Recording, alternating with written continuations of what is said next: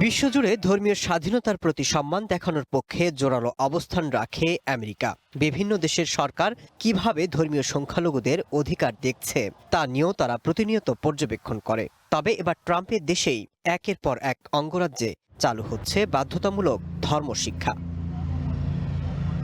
সম্প্রতি আমেরিকার টেক্সাসে সরকারি স্কুলগুলোতে শিক্ষার্থীদের জন্য বাইবেলের নির্বাচিত গল্প পড়া নির্মাণে নাম্বার 1 শাহ সিমেন্ট বাধ্যতামূলক করা হয়েছে। শুক্রবার Texas state board of education নতুন পাঠ্যতালিকা অনুমোদন দেওয়ার পর এই সিদ্ধান্ত কার্যকর হয়। বিশ্লেষকদের মতে আমেরিকার কোনো অঙ্গরাজ্যে এ ধরনের বাধ্যতামূলক পাঠ্যতালিকা অনুমোদনের ঘটনা এটি প্রথম। এছাড়া আমেরিকার ওকলাহোমার সব স্কুলের শ্রেণীকক্ষে বাইবেল রাখা এবং সেটি পড়ানোর নির্দেশ দিয়েছে অঙ্গরাজ্যটির শিক্ষা বিভাগ।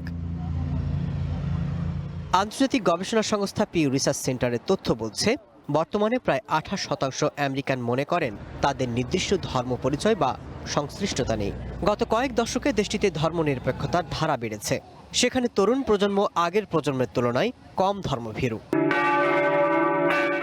এদিকে ট্রাম্পের ধর্মীয় স্বাধীনতা কমিশন শুক্রবার আমেরিকার অভ্যন্তরীণ ধর্মীয় সুরক্ষার রূপরেখা তৈরি করে হোয়াইট হাউসের কাছে 224 পৃষ্ঠার একটি প্রতিবেদন প্রকাশ করেছে।